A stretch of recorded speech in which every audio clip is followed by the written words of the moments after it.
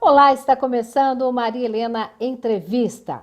Esta semana vamos falar sobre as eleições municipais. O primeiro turno, a Justiça Eleitoral marcou para o dia 15 de novembro.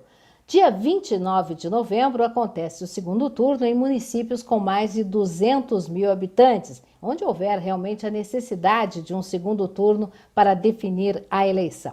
Esse é o nosso assunto. Como é que a Justiça Eleitoral está se preparando para a realização das eleições, especialmente aqui em Santa Catarina? Como vai garantir a segurança dos eleitores e todo esse processo eleitoral, campanhas, candidaturas, enfim. Eu converso hoje com o Daniel Scheffersel. Ele é diretor-geral do Tribunal Regional Eleitoral de Santa Catarina. Daniel, muito obrigada pela tua participação conosco nesse momento que o país todo está voltado para as eleições 2020, um momento especial. Estamos ainda vivendo, infelizmente, a pandemia pelo coronavírus. Como é que a Justiça Eleitoral de Santa Catarina, claro, com as orientações do TSE, vai organizar e está organizando o pleito deste ano, garantindo, acima de tudo, a saúde, né, a segurança de quem trabalha e de quem vai lá para votar? Pois é. Muito obrigado pela oportunidade que eu tenho de participar aqui, Maria Helena, e também a todos que estão nos assistindo, né? Na verdade, eu acho que a gente está num momento de quase que uma revolução social, né? A gente está revendo conceitos, premissas, nós estamos reaprendendo a fazer aquelas coisas que a gente já estava colocado no automático há muito tempo. E para a Justiça Eleitoral o desafio é grande porque você veja que as nossas eleições são quase que uma operação de guerra. Então a gente tem, por exemplo, aqui em Santa Catarina, 3.500 locais de votação, são 13.600 sessões, 54 mil mesários, mais algo em torno de 10 a 15 mil auxiliares para fazer a eleição funcionar, para fazer um dia só funcionar, né? Pensando, e a gente fala muito do dever de votar, né? Mas pensando no direito que nós temos de participar do processo democrático. Essa é uma questão que acaba ficando escondida, a gente vê os memes circulando pela internet e acaba achando que muita gente pensa na eleição como um processo de contribuir para que a corrupção continue, quando ela é o oposto disso. A eleição é fundamental, o ministro Barroso tem conversado muito sobre isso com todos os jornalistas, com a sociedade. O nosso presidente aqui, o desembargador Jaime Ramos, seja dita a verdade, entende da mesma forma, ele tem falado sobre isso também. A eleição é um direito conquistado a duras penas. E a memória do povo ela é muito curta, né? E eu tenho muito medo, eu trabalho na Justiça Eleitoral desde 96, não peguei nenhum período de ditadura, mas eu vi a evolução mesmo de 96, quando a gente implantou a urna eletrônica, eu vi a evolução do que é o processo democrático e como a gente vai se perdendo em coisas pequenas muitas vezes, né? E a gente esquece que, por exemplo, se você vai eu tenho falado isso para os eleitores, se você vai ao supermercado uma vez por semana, você está tranquilo para ir votar. Nós estamos nos preparando desde o início da pandemia para tentar diminuir o risco que pode haver no dia da votação, para vocês verem como realmente todo o Brasil está imbuído nesse espírito, na importância da democracia. Ficou muito claro no começo da discussão lá com o Congresso que postergar a eleição por muito tempo seria prejudicial para o país, até porque numa eleição municipal é que a gente vê se realmente os prefeitos e as câmaras estão agindo de acordo com o que a gente espera que seja em relação à Covid, né? Então, tem todo um movimento, mesmo da iniciativa privada, todos os EPIs de mesários foram doados. Isso a gente está falando em 9 milhões de máscaras, 2 milhões de face shields, milhões de litros de álcool para as sessões e para os mesários. Tem doação aí de produtos que chega a mais de 20 milhões de reais. Então, quer dizer, a própria iniciativa privada, né, tá entrando com vida, suor, sangue, lágrimas nisso. Mercado Livre fazendo logística, doando isso graciosamente para a Justiça Eleitoral. Quer dizer, a gente se engana quando a gente vê esses memes e acha que a democracia é algo de alguns poucos, né? O nosso erro está justamente em não participar adequadamente do processo eleitoral. Fiz essa introdução, Marilena, só para situar que muito mais do que esses cuidados com a segurança sanitária, tem todo um quadro muito mais amplo, muito mais profundo, muito maior por trás. Ou seja, a gente está fazendo tudo para ter o máximo de segurança possível, mas votar é um direito que o povo deve exercer. Né? E é por isso que a questão do direito-dever muitas vezes fica escondida, né? Só no dever, porque a gente não gosta de quem está lá, dos representantes e tal. Beleza, transforma isso. Né? O instrumento que a gente tem na mão para transformar é o voto. Né? E por isso, então, eu vou falar só rapidamente, se tu permitires, né? Eu sei que isso está sendo... a gente está disseminando muito essa informação, porque a gente está recebendo... o último meme que eu recebi foi de vários, né, sobre os mesários, mas falando que se os partidos políticos têm um baita de um fundo partidário e você vai ser mesário de graça, é um desvirtuamento do que é o conceito, que é absurdo. Eu até entendo de onde parte isso, né? Mas assim, o mesário ele exerce ele exerce uma função digna de todos os louvores. Por isso que tem na lei dizendo que ele pode tirar 2 dias por cada dia trabalhado, inclusive pelo curso. Por isso que a gente, inclusive, faz um rolo absurdo para dar vale alimentação no dia para o mesário. A gente convoca auxiliares, faz treinamento, estamos fazendo treinamento remoto.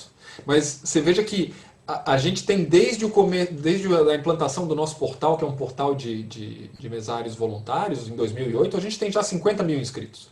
Não dá para usar todos eles, tem várias questões, né? Tem grupo de risco, tem mais de mesários do que necessário para determinadas sessões, mas mais ou menos 50% dos nossos convocados até o momento são dentre voluntários. Então, você veja que é um quadro, eu diria assim, eu sou entusiasmado de falar sobre a justiça eleitoral, então é um quadro que gera em todos nós ainda muita esperança, né? E por isso, toda essa preocupação com o quadro da segurança sanitária. Então, o que a gente está pensando especialmente para o dia da votação para cuidar do eleitor? Primeiro, todo o fluxo de votação foi redesenhado por uma consultoria médica que o TSE estabeleceu com grandes hospitais, o Albert Einstein, o Sírio-Libanês, vários outros médicos, tinha inclusive o Átila Yamarino funcionando, ele inclusive fez agora propaganda para o dia da votação, né, para a Justiça Eleitoral, todos também fazendo propaganda gratuita, né, o Drauzio Varela, que entrou para falar sobre esses cuidados do mesário e tal. Então, é todo um protocolo específico que entrou pro dia da votação, né, porque a gente quer diminuir ao mínimo necessário o contato entre eleitor e mesário. Eleitor e mesário vão ter contato apenas uma vez. Por isso foi retirada a biometria, né, a coleta biométrica, que é fundamental. Fundamental já não dá para dizer, né, mas é extremamente importante para a nossa evolução do processo de habilitação de eleitor. Mas nós retiramos, nesse momento, o TSE preferiu, inclusive ouvindo todos os tribunais, para que a gente não tenha esse contato de o mesário pegar na mão do eleitor e tentar resolver a biometria, né? Evitar o máximo. Então, essa é a tentativa, né? Então, basicamente, o eleitor só vai ter uma vez contato com o mesário para se habilitar e depois já pode sair da sessão. Ele vai ter à disposição dele ali álcool em gel na entrada e na saída. Na verdade, logo depois de ele se habilitar, ele vai mostrar a identidade, né? O documento de identificação com foto para o mesário. O mesário vai cantar o nome dele para o outro mesário, que digita o nome dele, e aquele segundo mesário vai perguntar se é ele mesmo. Ele pode eventualmente ali, se tiver alguma dificuldade com a identificação dele, baixar a máscara, só naquele momento, né? Ele é importantíssimo, ele precisa ir de máscara. E depois de ele ter sido identificado, ele então higieniza as mãos com gel, faz a assinatura do caderno de votação e vai fazer a sua votação.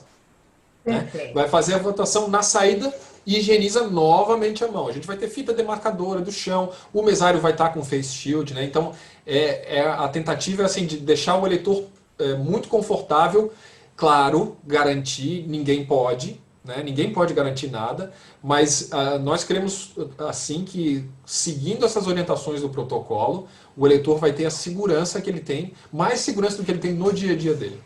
Uma sensação de segurança é bastante importante.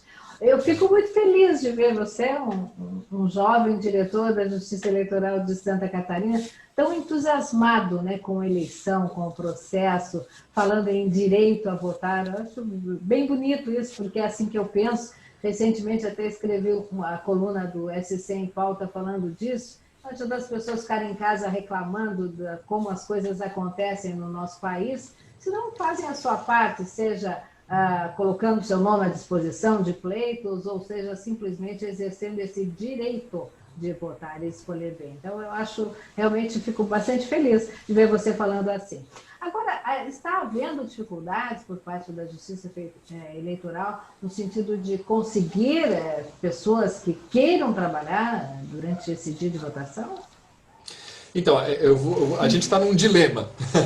Muitas cidades do interior, muitos eleitores se colocam à disposição de uma forma quase efusiva, né? Assim, porque eu quero participar do processo, eu vejo a eleição municipal ela levanta muitas paixões, né?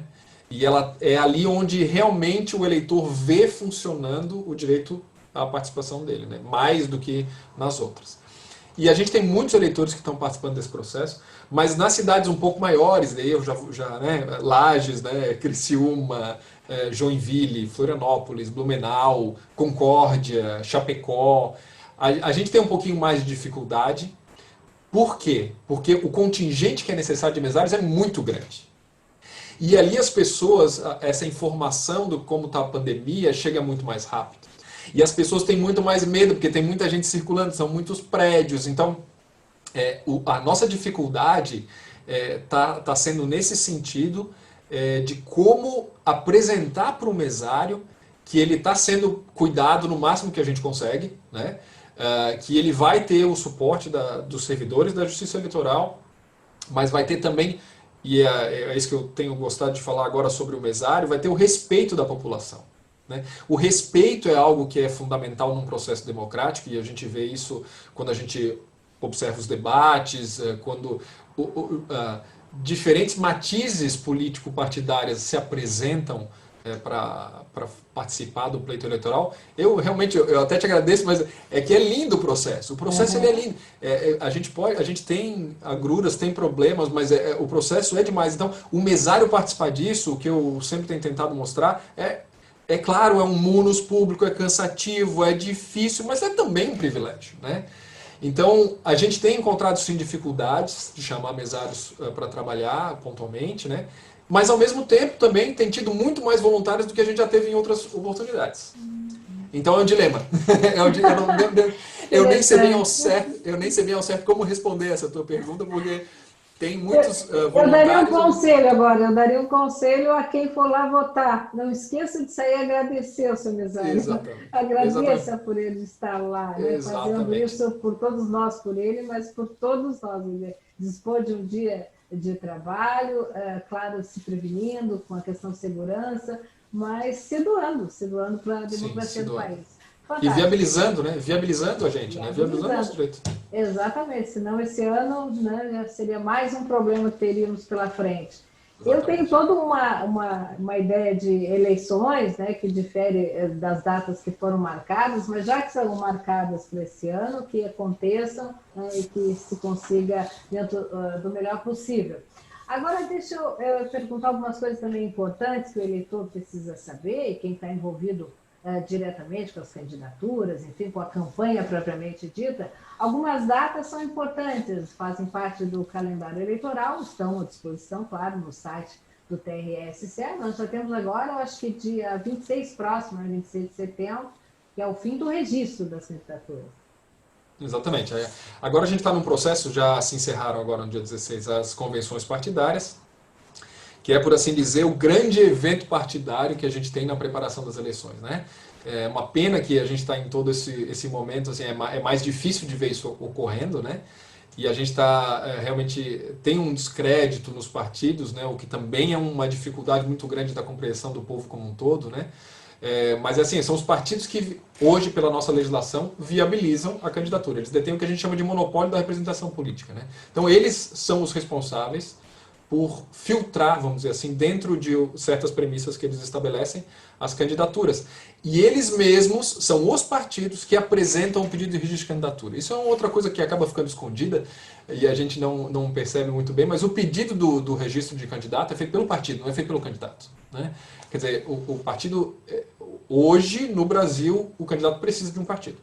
Então, no dia 26 se encerra esse pedido para registro de candidatos, né? E a partir ali nos 2 dias seguintes, se algum partido, por algum motivo, não realizou o pedido de um dos candidatos, o próprio candidato pode apresentando também a ata de que ele foi escolhido na convenção, porque a convenção é o grande evento que determina a escolha de candidatos, né? Então, E antes era realmente grandiosos, agora isso. foram com poucas Tímidos. pessoas, tímidos, né? Online, enfim, como online também será praticamente toda a campanha. A gente não deve ver candidatos, esperamos que não vejam grandes concentrações, que não vejamos, né?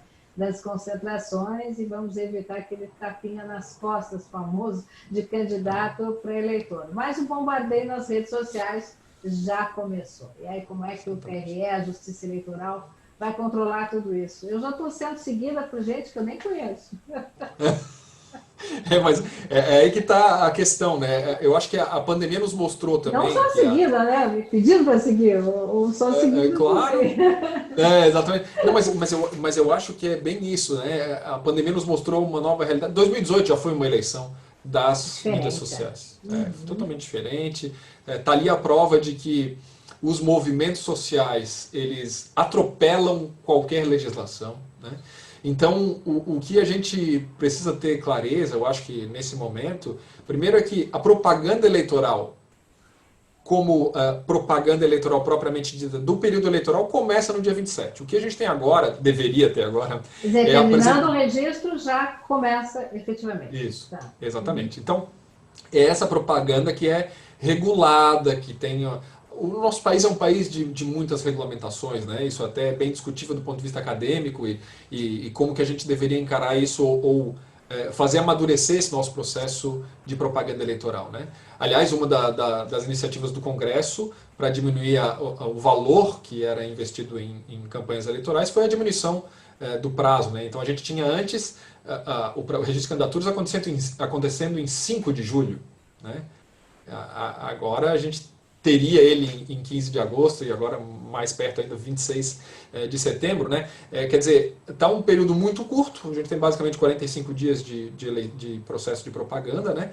E a propaganda, ela tem sim limites legais. Ela tem uma série de restrições, acho que nem é o caso de a gente entrar agora em detalhes, né? Mas fato é que recentemente a gente teve a mudança e a previsão da propaganda pela internet, justamente por causa disso que você falou. Tem algumas questões como impulsionamento e perfis que ainda são obscuros para a grande massa, né? Como é que isso chegou em mim, né? Até que ponto o candidato pode fazer determinada forma de propaganda?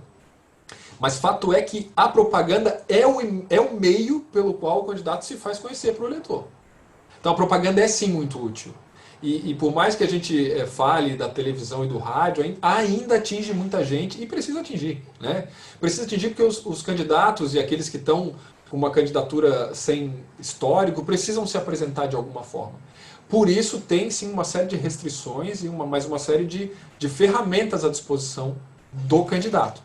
E o que me parece que é o mais complicado que a gente está lidando, não sei se eu posso já entrar nesse assunto, claro, mas é o caso da propaganda irregular, eu vou começar usando dessa forma, né? A gente trata muito de fake news, né? A expressão fake news é uma expressão complicada no Brasil, né? Se traduzir seria... Se a gente fosse traduzir literalmente, fake não seria falso, né? Eles falariam lá nos Estados Unidos, falariam false news, né? Mas não é assim que eles, não é assim que eles falam. Fake porque tem toda uma carga cultural nessa expressão para eles que a gente não tem aqui. E a gente acaba confundindo. Então, o TRE de Santa Catarina e também o TSE, já nas eleições de 2018, criaram um comitê para combate, na época era fake news, e agora recebeu, depois da ministra Rosa Weber como presidente do TSE, o nome de desinformação. que essa ideia, eu acho que o termo faz pouca diferença, o importante é a semântica, né? Qual é o significado da expressão para a gente, né? O importante é saber, se vem uma propaganda que tenta desvirtuar algum dado verídico, que tenta, por subterfúgios, assim, que tenta maquiar alguma coisa para o eleitor, essa propaganda é uma desinformação, uma fake news, e essa deve sim ser combatida, né? O que é a nossa dificuldade? O judiciário tem uma capacidade muito pequena de combater esse tipo de informação hoje. É impossível controlar qualquer tipo de... Impossível é exagerado, né? Mas controlar previamente seria... É bem difícil. Controlar previamente seria censura. Ninguém quer fazer isso, né? Então, isso a gente afasta já de plano, né? Isso o Estado não vai entrar. Agora, controlar o fluxo de informações na velocidade que elas estão acontecendo hoje é impossível. É impossível. Então, toda essa nossa campanha de fake news é para quê? De combate à desinformação. É para apresentar a boa informação, a boa notícia, né? A gente conta muito com e é por isso que eu te agradeço mais uma vez pelo espaço, com o jornalista, assim, a gente chama os jornais com CNPJ, né? Aqueles que vão levar informar. Exatamente, quer informar a informação boa, a informação que é checável, que é verificável, que tem fonte segura, né?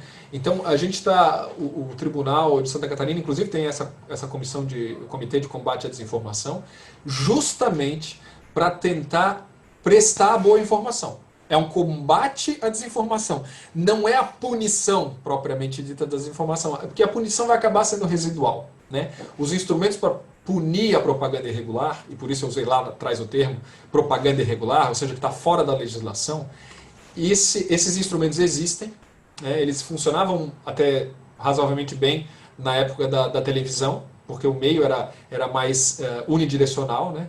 Agora com o WhatsApp, que a gente inclusive não deve controlar mesmo, a gente perdeu completamente a noção do que está acontecendo nas redes de todo mundo, né? E tem E aí é que entra, eu acho que você pode reforçar isso para mim, na tua visão, na visão da justiça, aí entra mesmo o papel do eleitor de responsabilidade. Exatamente. Né?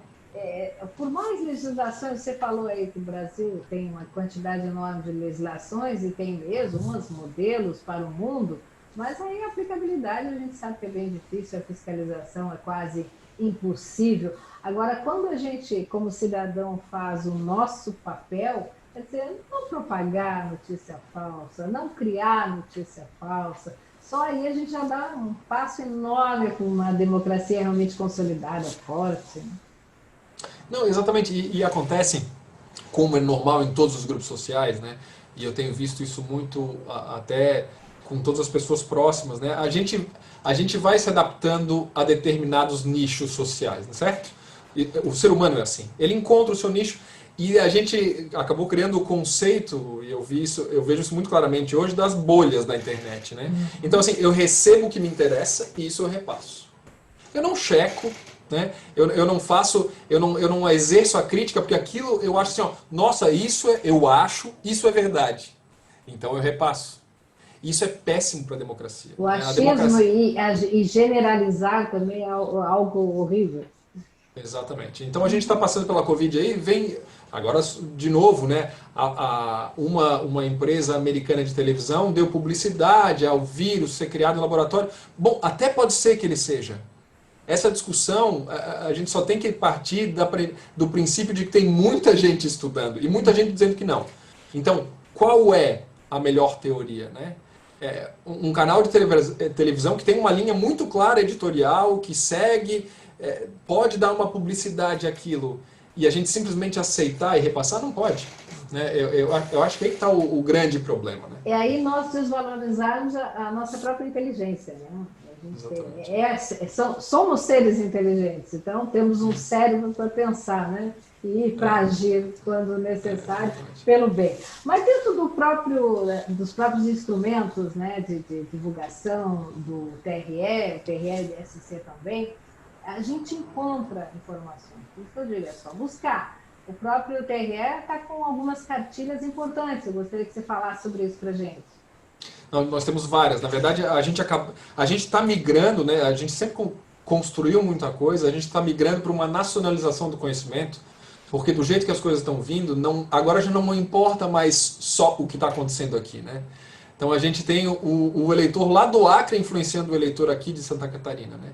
Então a Justiça Eleitoral como um todo, por ser vinculada à União, ela está partindo para esse momento de dar uma informação mais consistente. E para isso a gente está usando está tentando, pelo menos, elaborar umas campanhas mais nacionais. E aí entra a nossa campanha contra a desinformação, né, que está sendo, eu creio, assim, um dos nossas primeiras tentativas de fazer chegar ao eleitor a boa informação, a boa notícia. Né? O eleitor ele precisa abrir mão. A gente tem uma campanha nossa aqui que já foi usada em 2018, hoje está um pouquinho diferente, mas eu gostava de como estava em 2018 e vou só repetir agora, porque se é fake, não é news. Né? Basicamente assim, por isso que o termo tem muito problema, né? Está um pouquinho diferente agora, mas esse tipo de campanha ele tem que chamar o eleitor à responsabilidade pelo que ele repassa. A gente não tinha, isso antes a gente passava uma fofoquinha, caía no nosso grupo social, alguém já dizia e tal, beleza, né? Agora não, agora quando a gente repassa o potencial lesivo dessa informação ruim, precisa ser checado. Né? Então, onde é que se checa? O TRE tem várias campanhas que tratam da desinformação. Nós publicamos continuamente vídeos que tratam desses memes e de informações falsas. O TSE está com uma campanha muito grande, tem inclusive contratos específicos, né, que é uma coisa que a que ponto a gente chegou, né? A gente tem que fazer contratos específicos para desdizer, né? Mentiras, né? Então, por exemplo, sobre a urna eletrônica, né? A gente sofreu muito em 2018, né? Na verdade, os servidores da Justiça Eleitoral terminaram a eleição extremamente abalados. Mas sem falar da gente, mesmo falando do que acontece na nossa democracia, essas campanhas precisam chegar ao eleitor. Né? A gente conta aí com todos os meios de veiculação oficiais, todos os canais de televisão, todos os canais, as empresas de rádio. Toda a mídia oficial, né? Tem essa obrigação. Exato. Mas eu ia dizer especialmente aqui o que a gente está fazendo agora, eu acho que tem um grande potencial de atingir, quando a gente trabalha com outras ferramentas, maior disseminação da informação, tem um potencial de atingir muito mais gente. Né? Então, essa é a ideia dessas campanhas, de dar a notícia de que a gente está vendo sim, tem uma resposta para isso, mas o eleitor tem que, infelizmente, ir atrás dessa resposta. Né? Eu até falei das cartilhas, é bom a gente dar o site, né, para o cidadão que está nos assistindo poder entrar, tem a cartilha de propaganda eleitoral, eu estive dando uma pesquisada ali no site, tem obrigação disso para informar melhor. Então, dá o site aí para as pessoas buscarem esse tipo de informação. E eu vou colocar aqui também nos nossos créditos, o pessoal fica ligado. Agora eu pergunto, eu vejo como cidadã algo errado nas redes sociais, como falsa informação, ou como campanhas descabidas, enfim, irregularidades. Ponto. Como eu devo proceder? Eu posso, como cidadã, alertar a Justiça Eleitoral quanto a isso e eu vou ter um retorno como cidadã? Sim, a gente tem, na verdade, a gente tem um aplicativo específico, estamos na era dos aplicativos, né, agora, para essa eleição, que se chama Pardal, né? Pardal. Uhum. Ele tá para sair nas lojas agora, se eu não estou enganado, dia 25 ou dia 26, tá? Ele não está nas lojas oficiais ainda. Ele tem essa possibilidade de dar uma denúncia direta, e a denúncia, e aí que vem a parte importante, e por isso eu falo tanto da dificuldade que a gente está vivenciando, a denúncia cai para o Ministério Público. E é o Ministério Público quem vai filtrar isso e ver se isso é caso de propaganda irregular, e daí ele próprio assume a responsabilidade em razão do que o eleitor passou, né, para dar o processamento para essa propaganda. Então, quer dizer, eu vou poder baixar no meu celular um aplicativo e com esse aplicativo eu vou poder fiscalizar a eleição? Exato. Maravilha. Ele é maravilha, mas assim, né? Para vocês é um problema. Não, até nem a questão. Não é a questão do problema, né? Será que vai ser um bombardeio de informações? Bom, cabe à justiça checar. Uhum. Porque eu acho que a grande dificuldade, Maria Helena, na minha opinião, é que assim, a maioria das coisas que o eleitor vê como problema, na verdade, para a justiça, que trata do equilíbrio da eleição, ele não é um problema. Entende? Assim, mas essa informação é falsa. Mas é falsa, mas onde é que está dizendo que é falsa? Teve um processo que julgou ela como sendo o oposto verdadeiro. É difícil de chegar nessa conclusão, entende? Então, o fiscal da eleição e da propaganda é o eleitor. É o eleitor. O eleitor, ele tem que ter... E a gente está caminhando, eu creio que a nossa democracia ela é muito jovem, né? Para a gente querer exigir dela, dos eleitores, nesse Brasilzão, assim, que tenham total consciência do poder que eles têm, mas a verdade é essa, o eleitor ele tem um grande potencial nas mãos. E assim, ele deveria ter o pensamento crítico inicialmente de dizer, não, isso aqui eu não quero. Esse cara que passa esse tipo de coisa eu não quero. E esse é o fiscal principal. Né? Agora, a democracia é jovem, mas a gente também quer que o jovem participe e tenha consciência do processo. Então, jovem com jovem, vamos todo mundo trabalhar. Tem razão. Por um Brasil melhor, né? Jovem com jovem. A gente fez uma bela campanha em 2000 no finalzinho do processo eleitoral, ali em 2018, né, para chamar os jovens. E a gente não conseguiu repetir em 2020 por causa da pandemia, né, infelizmente. Né, a gente teve poucos jovens se cadastrando para votar, né. É uma pena, porque eu também acho isso. Tá na Nós temos números sobre isso ou não? Você tem números sobre isso ou não? A gente tem cerca de 16 ou 17 mil jovens de 16 a 18 anos, né, que se inscreveram aí para fazer a votação, mas nós somos 5 milhões de eleitores aqui em Santa Catarina, né? O número de jovens que se inscreveu foi baixo, mas claro, a gente teve todo o problema da pandemia, nós atendemos remotamente, nós atendemos um número razoável, sabe, por atendimento remoto a eleitores, né?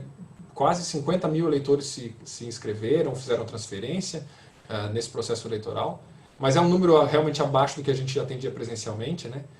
Mas eu acho que é também um resultado, mas é um resultado do que a gente está vivendo e nós precisamos também ser conscientes disso. Né?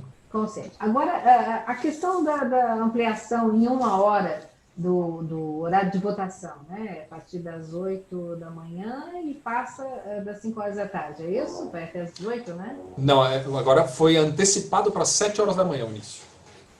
Em vez de prorrogar, então antecipou para 7 horas.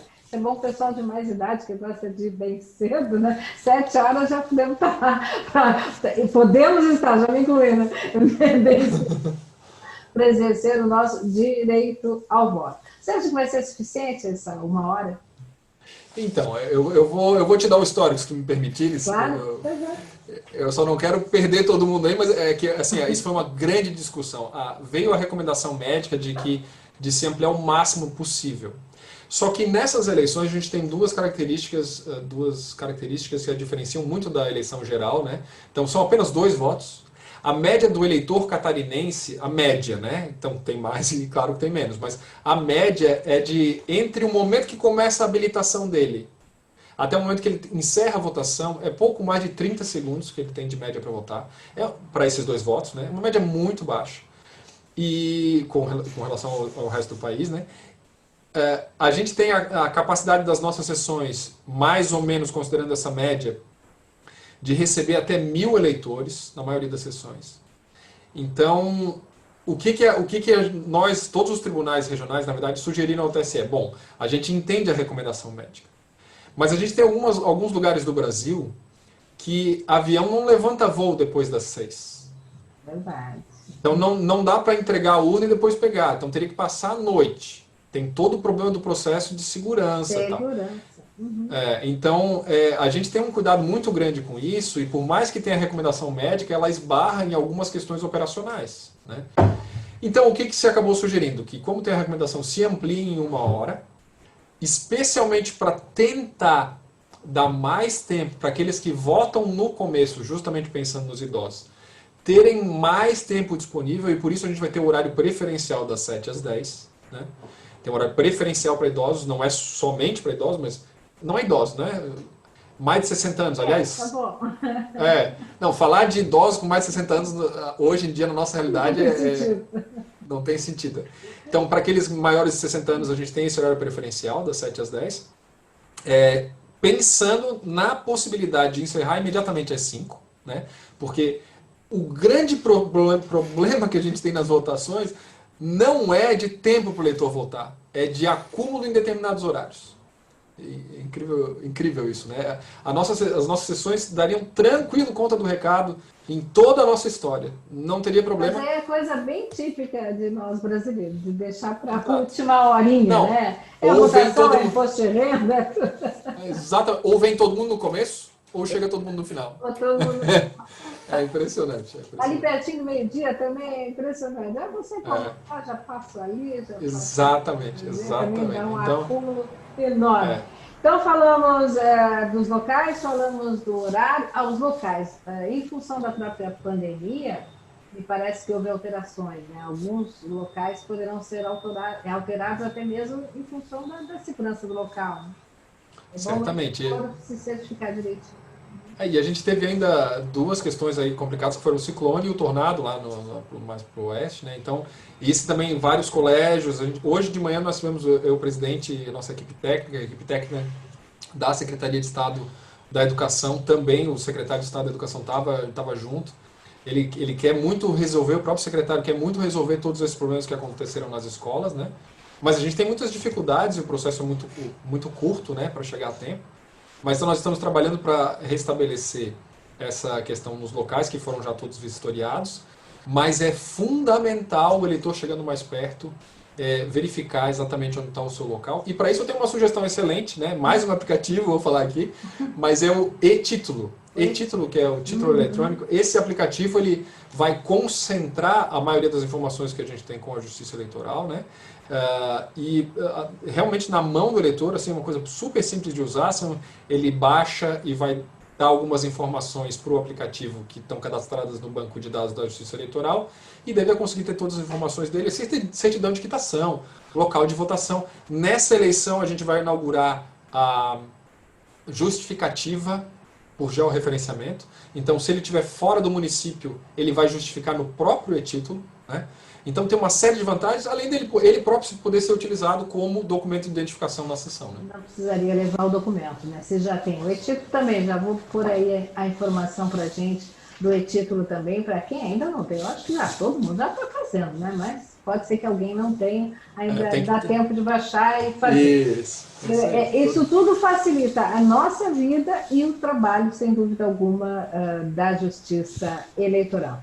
Horário falamos, das 7 às 17, falamos do e-título, falamos dos locais de votação, das fake news. O que mais faltou, Daniel? Aproveita que o espaço é nosso.